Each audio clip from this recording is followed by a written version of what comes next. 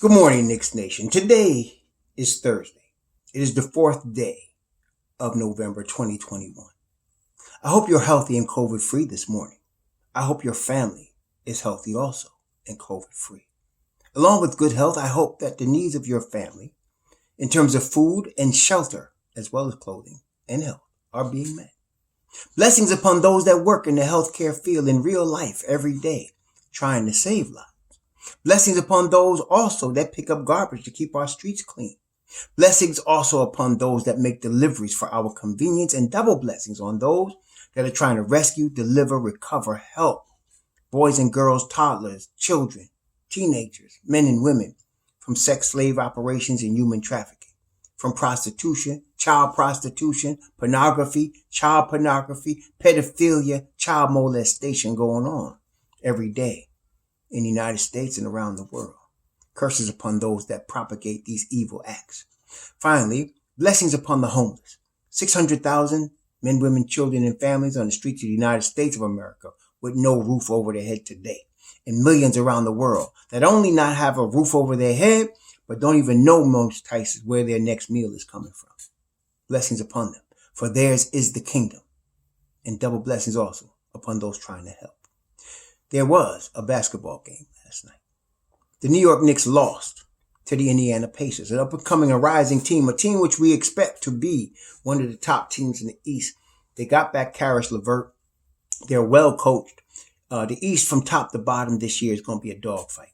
Okay, you could talk about maybe Detroit and Orlando as the bottom two teams, but as we know from Knicks Nation, we can't even sleep on Orlando because they've already beaten us. So you can't sleep on anybody. And I'm not saying the Knicks slept on Indiana last night. That's not why they got beat. In fact, let's talk about a few things as to why they got beat. The number one problem, and I want to tell you before we get started, Tom Thibodeau's got a decision to make. He's got a decision to make. We picked up Evan Fournier and Kemba Walker in free agency. Evan Fournier, obviously a slasher, a shooter, consistent player in his prime, a weak defender. Okay. Kemba Walker, former All-Star, cardiac Kemba, big time scorer, big time shooter, especially in the clutch. Not a good defender. Tom Thibodeau's a defensive coach. All of his team's trademark is defense. The Knicks' defense up to this point sucks. It's not even, talk about Tom Thibodeau. It's not only is it not a Tom Thibodeau defense, it's not even a good NBA defense right now. Last night, I told you that a key matchup was going to be Mitchell Robinson and Miles Turner. Now, if you look at the stats, it looks like Miles Turner obviously had a huge game and Mitchell Robinson did not. But if you looked at the game, you would see why. Mitchell Robinson cannot guard the three-point line and the paint at the same time. And that's what he was trying to do. He was trying to guard the paint and the three-point line at the same time. He was hesitant to run out to the three-point line. He did not want to get caught fouling the three-point shooter. If he'd have stayed at the three-point line guarding Miles Turner, they would have still had a field day in the paint. Why? Tom Thibodeau says that he don't want to blame one player because he protects his players. I really respect that about him. They asked him after the game. In fact, I think it was our friend Berman asked him about Kemba Walker's defense. And he said, I don't want to talk about one player. I love that about him. He's going to talk in the locker room and with his coaches, but he's not going to bring it in the media. But let me tell you, Kemba Walker's defense killed us last night. Or lack of defense. You see, I have no problem with he being lack of defense if he gonna bring some offense. For example, Isaiah Thomas that played for the Boston Celtics, the lefty 5'9" Isaiah Thomas. That one year when he was the MVP candidate and he averaged 29 a game, his defense sucked. But he was almost unstoppable offensively. So what he did not give you on defense, he more than made up for by what he was doing offensively.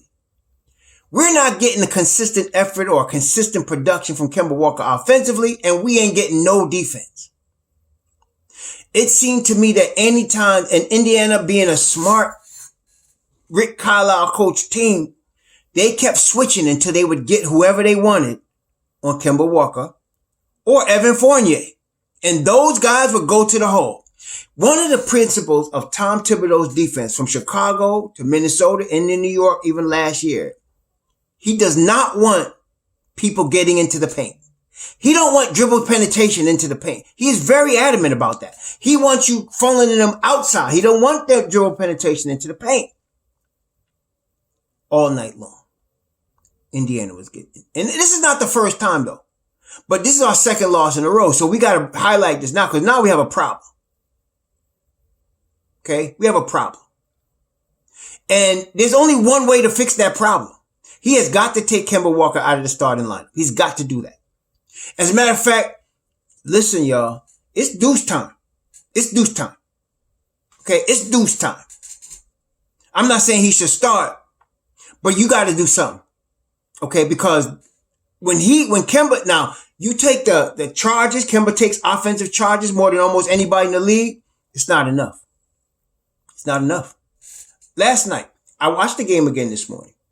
Last night, at one point, I was screaming at the TV, take Kemba Walker out because he's killing us. Whether it be Chris Duarte, whether it be Caris LeVert, or McConnell, or especially Malcolm Brogdon, they were getting whatever they wanted. And it started by them getting dribble penetration and kicking. So Mitchell Robinson's trying to guard the paint, and he's trying to guard the three-point line. You can't do it. Nobody could do that. And as athletic and as quick as he is, with a Miles Turner out there having a career day from the three, what are he supposed to do? I was totally disgusted. I could watch a lot of bad basketball. I've seen it for 20 years with the Knicks. But I can't watch bad defense. I have a problem. It reminded me when Jose Calderon was the point guard. No defense at the point of attack. Which is why I was so hyped about Frank Ntilikina. Now he's gone, but the reason I was hyped about him because I felt like we finally had somebody that could guard the point of attack. And stop. I didn't care what else happened. Don't let him get dribble penetration. And that's what I loved about Thibodeau. His principle of defense, one of his main principles, don't let them get in the paint.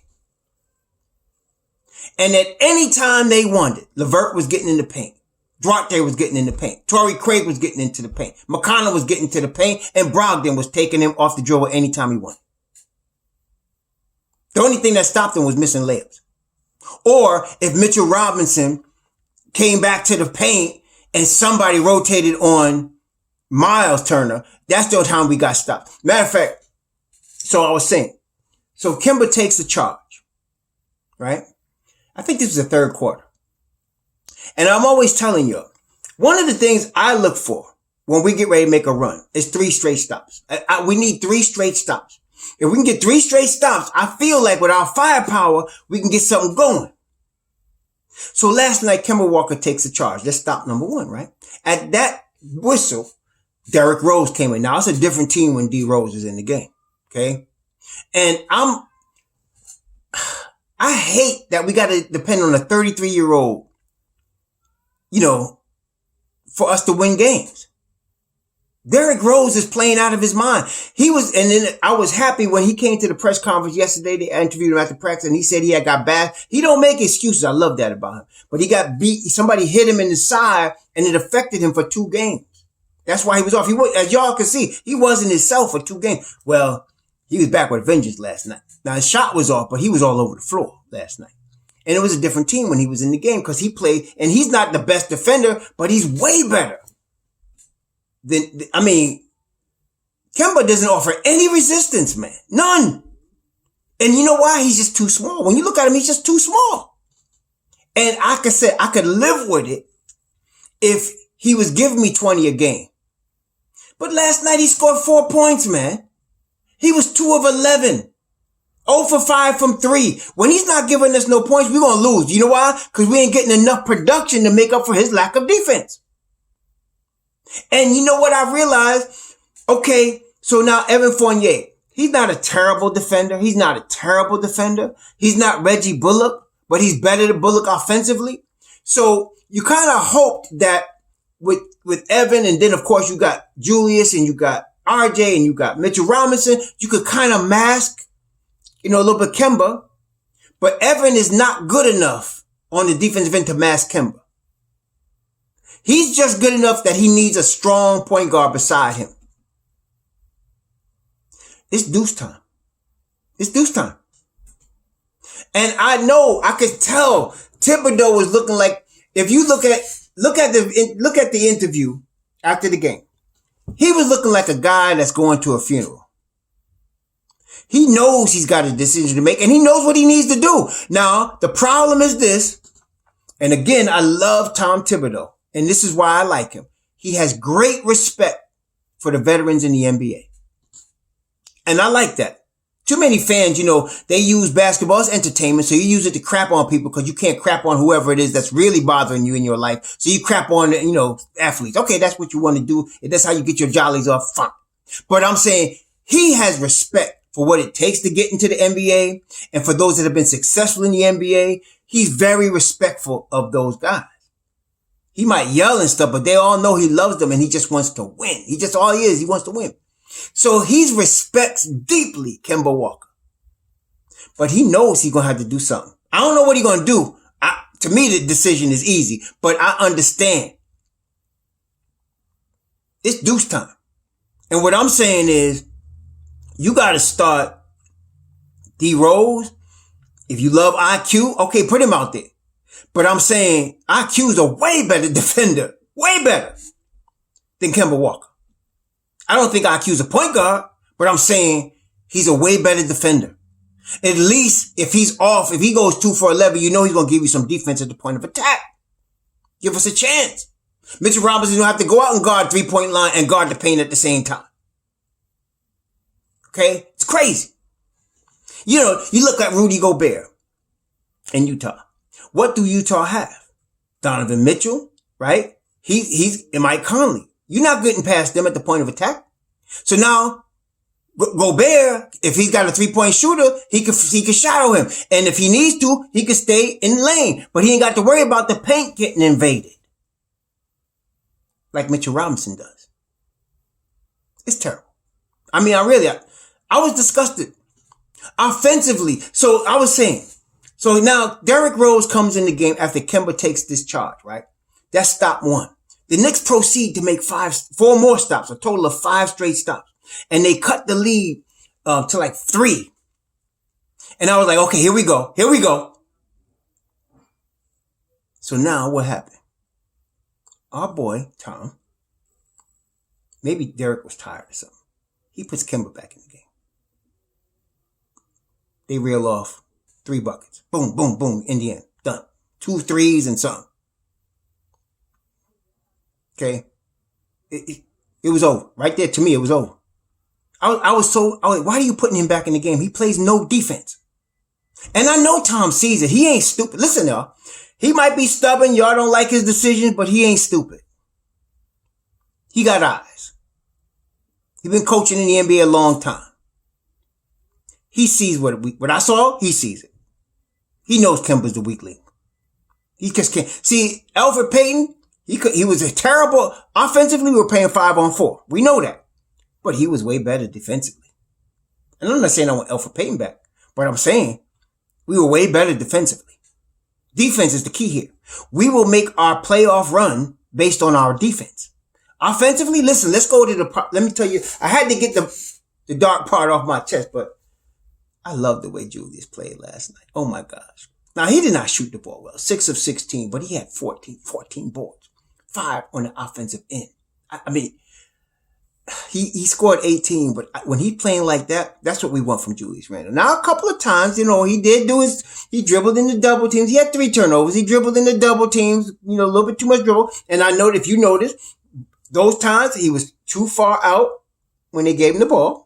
And that's how he lost. Too far out, double comes. He didn't get rid of it right away, and boom, there it is. But it didn't happen as much. Most of the time, he was making a quick decision and trying to dunk it on somebody. Oh, I love that. Oh, I love that. He was getting tough rebounds. He was giving up the ball out the double team. RJ ends up with 23. RJ, he didn't even shoot the ball well. 8 of 20, 2 of 6. But you know what? I want that young brother taking 20 shots every game. every game. Okay? Every game. So, no. But he had to also guard Karis LeVert, which was a tough cover. Karis LeVert is an all-star level player, man. So, Karis LeVert was 8 of 18. He didn't shoot the lights out either. But when he got in the lane, it was lights out. It was over. When he got in the lane, when he got into the blue, the paint, it was done. And he ended up with 21. He was 8 of 18, 1 of 5 from 3. RJ did a good job on him when he was guarding. But whenever they got the switch and it was Kemba or Evan Fournier, we was in trouble. Okay. So we had 5 straight stops, cut the lead to 3, and then he subs in Kemba. That was it. I don't understand why. Anyway, that was frustrating. And I understand you can't play D Rose 48 minutes. I get it because, you want him for the playoff. But that just means it's deuce time. I want to tell you, man. Y'all know, some of y'all that have been following this channel know, I picked Deuce McBride to be our guy in the draft. I told y'all. Some of y'all was talking about Terrence Mann or whoever the heck, Terrence something from Florida or some dude that can't play defense from Louisiana that the Nets got who ain't getting no light. I told y'all no. Deuce. Why? Because this dude can play defense.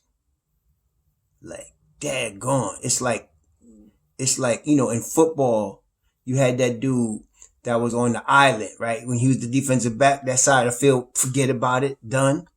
Deuce will put a dude on the island. Okay? We need some defense.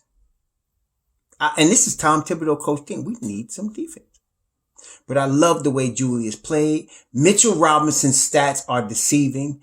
First of all, he cannot guard the 3-point line and the paint, as I told you. Second of all, he's still rounding into shape, and you could see him. He played 27 minutes last night. He was looking a little tired, having to guard 2 places at the same time. So that was that. Evan Fournier was 5 of 12, 1 of 5. He didn't help us with his shooting, and like I said, his defense was not great. And then again, Kemba was a very weak link. Nerlens Noel. He only came in and played 17, almost 18 minutes. But man, I'm very excited for the future. This season, I mean. When Mitchell Robinson gets into shape and Nerlens Noel, what a 1-2 punch at the 5. Oh my gosh. We got something there. So you got Nerlens at the 5. You got Mitchell Robinson. Derrick Rose, like I said, he was 5 of 11. He was 3 of 3 from the line, 0 of 1 from 3. 13 points. The chats don't yell at you with Derrick Rose, but he was back. You're going to see him get better now because he was hurt. Something happened to him, but now he's, he knows what he need to do. Alec Burks scored 10. He was really, he's a clutch guy. He's a fourth quarter guy. Like I said, you're going to really appreciate Alec Burks come playoff time. He's a playoff performer. So that's that. And then Obi only played 11 minutes, man. When Obi was in the game, he was doing work. You got to get more minutes for Obi, man. I don't know what you got to do, but you got to get Obi some minutes. Okay. So I don't know, you're going to have to play him. Now, Julius played 37 minutes. Now, this is the thing. We're not going to be hurt if Julius plays 30 and Obi plays 20. We're not going to be hurt. The more you play Obi in that secondary role, the better we'll be, I think. He runs the floor like a gazelle, finishes with authority, and if his jumper's going, we are good. And it's only a matter of time, okay, before he really starts nailing that jump shot. He's working on it. It's only a matter of time. So we got to get him some more. Now, Quick played, 13 and a half minutes, 2 of 5. He didn't take that many shots. He was really trying to play defense. He was trying. Nah. We need some deuce time. And Grimes too. I mean, we need some, but I'm saying, if you're going to keep, you look, realistically, he's not going to sit both of those guys. He's not going to sit Evan Fournier at $78 million and Kemba Walker, the hometown kid that's coming back to New York. But to me, if you're going to plug up this problem, you got to sit one of them. So it's going to be Kemba, So that means, and I mean sit, I'm talking about like bring him in after Deuce. Let him come in and know that he's just got to score because this ain't working. It ain't working. When our defense breaks down like that, I'm very upset. I can't imagine. Like I said, I like Tom Thibodeau because I think a lot like him.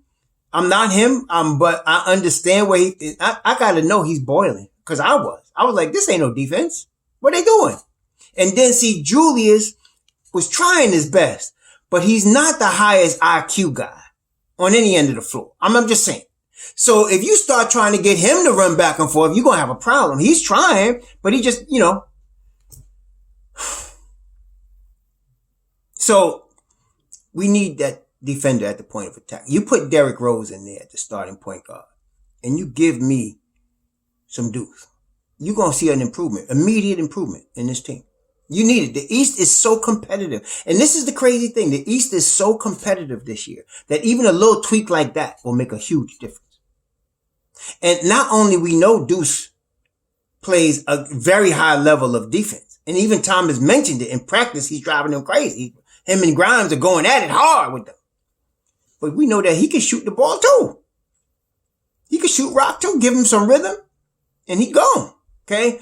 So I'm expecting a change. I don't know. I think he'll probably put Derrick Rose in there at the starting point guard or Manuel quickly. But I'm saying you got to give Deuce some backup minutes now. And you got to solidify that point of attack, point guard defense. All three of them guys, Derrick Rose, RQ, Deuce, they will get you some points too. They're not just one-dimensional players, right? They all will get you some points, but the defensive side will be shored up. Okay, got to do that. That second unit played better defense than the first unit. The second unit last night gave us 30? I think he gave us 33 points, the second unit, which is not bad. But see, we're spoiled. I'm used to 40 points from the bench because they just that good. They just that good. Now, last night, nobody was shooting the ball well because they're playing from an 11-point deficit when they got in the game. When Derrick Rose and them came in the game, we was down 11-0. It's crazy.